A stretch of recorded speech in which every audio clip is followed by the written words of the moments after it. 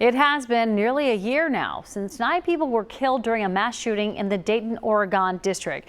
And that's been followed by a pandemic and protests for racial justice. Here's Evan Millward with a look at how some are turning those negatives into a positive.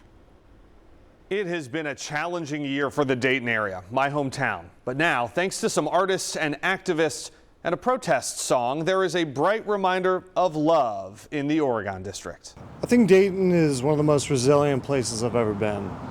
It has certainly been tested in the last 12 months. Nothing's going to stop the city from bouncing back and being a better, more energized, more livable city. Zach Sliver has spent years volunteering, making Dayton better. Artists Adley Gagne and Tiffany Clark have been making it colorful. Tiffany and I's thought is that it's a big hug for Dayton. It's what we can do and how we can give back. Consider the three the arms of the hug.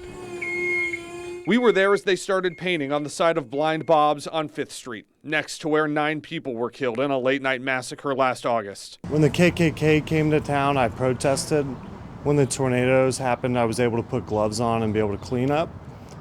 So when this tragedy happened, I didn't know how to help. He'd raised money for murals before and knew Gagne. Clark was working on a mural down the street that August week. I feel like I heard all of their stories and took it in as much as possible to be able to make a piece that they asked for. Their design avoids tragedy. This isn't about death, it's about community, it's about love, it's about what we saw immediately afterward.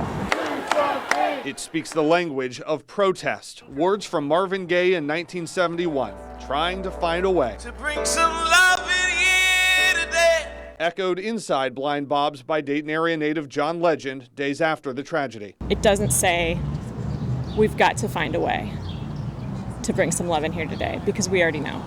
It really does identify with the certain times going on now. The flowers, the colors represent something for victims' families by private request. You have to try to find a piece where everyone feels like it's for them. If it is meant to be a hug for Dayton, I always loved this city. Squeeze tight.